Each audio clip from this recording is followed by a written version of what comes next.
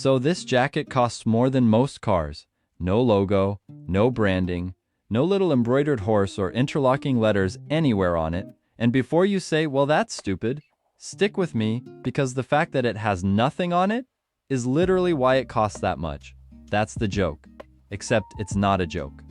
It's one of the most ruthlessly intelligent business models operating right now, and almost nobody talks about it. Let me take you back to where this all started. For most of the last century, luxury worked like this. You paid a lot of money, and in return you got something that looked expensive.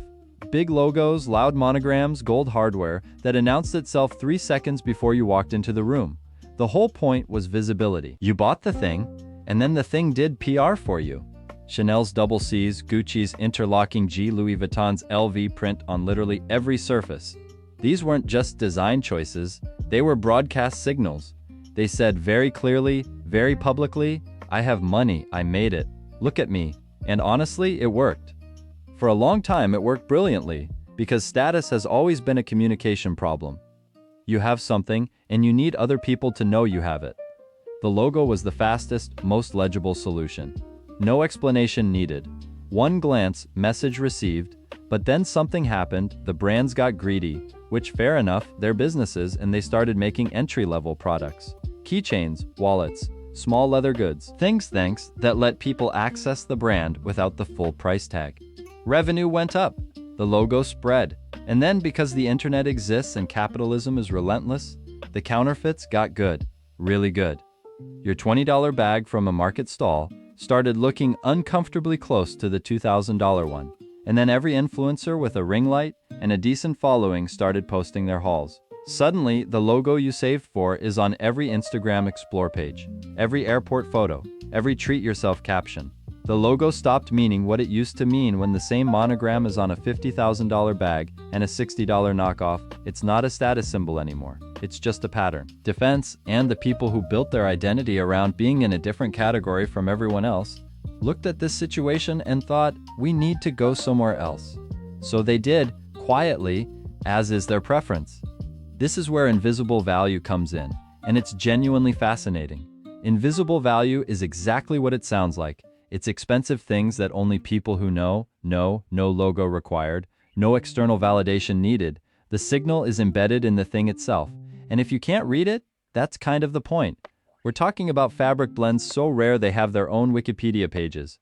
Vicuña, which comes from a wild South American animal that can only be shorn once every 3 years and produces fiber finer than cashmere, softer than almost anything you've touched. SA jacket made from this costs a fortune before a single stitch goes in.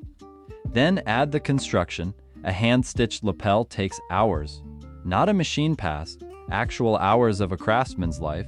The roll of the lapel, the drape of the chest, the way the shoulders sit, all of it adjusted for one specific body, one specific person.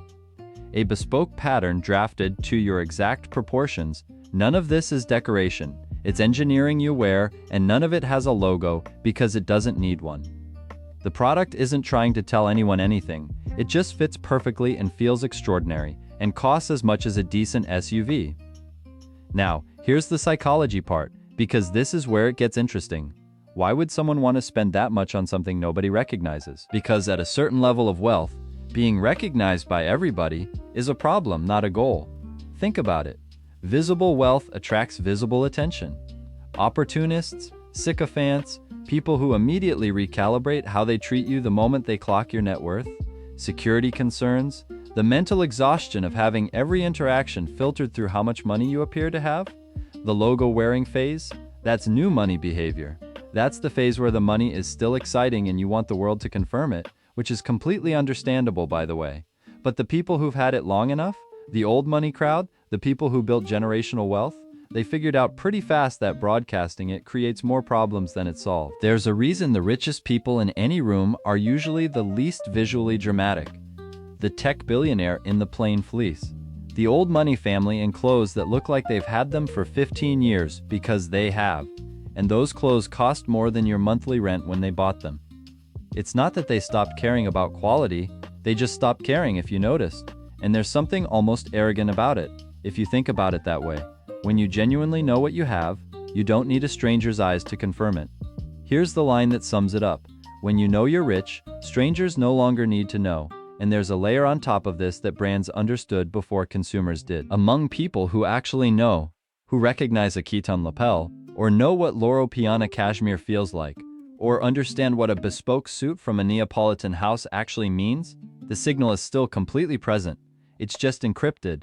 The logo has been replaced by a private language, and the only people who can read it are the ones who've earned the fluency, which makes it more exclusive than any logo ever could be. Because you can't buy your way into fluency. You can't counterfeit taste. You either have the eye or you don't. And the brands selling this?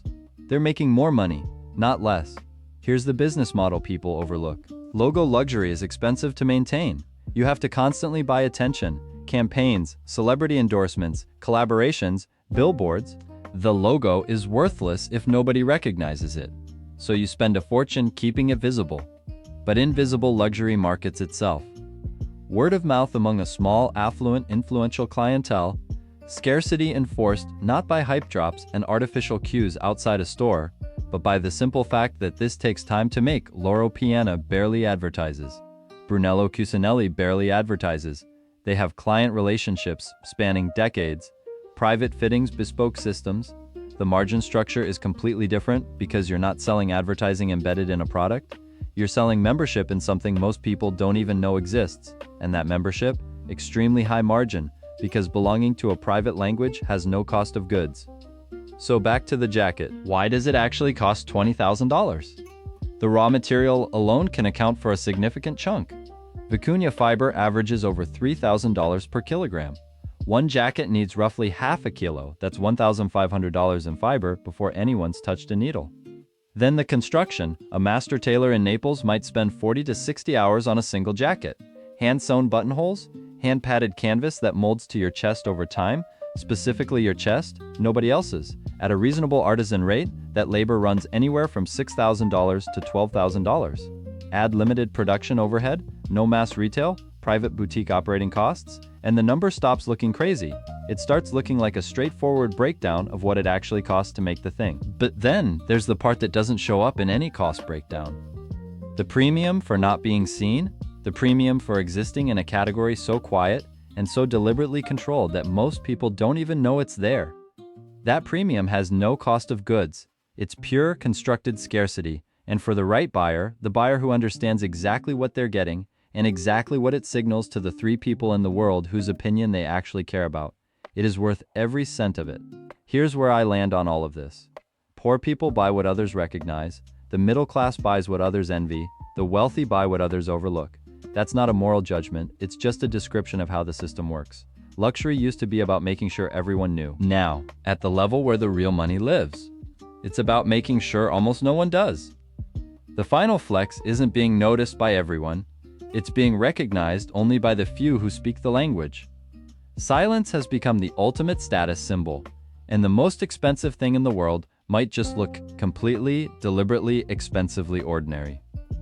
So next time someone says, "I like your jacket," ask yourself, did they notice it, or did they understand it? There's a difference, and that difference right there is worth $20,000.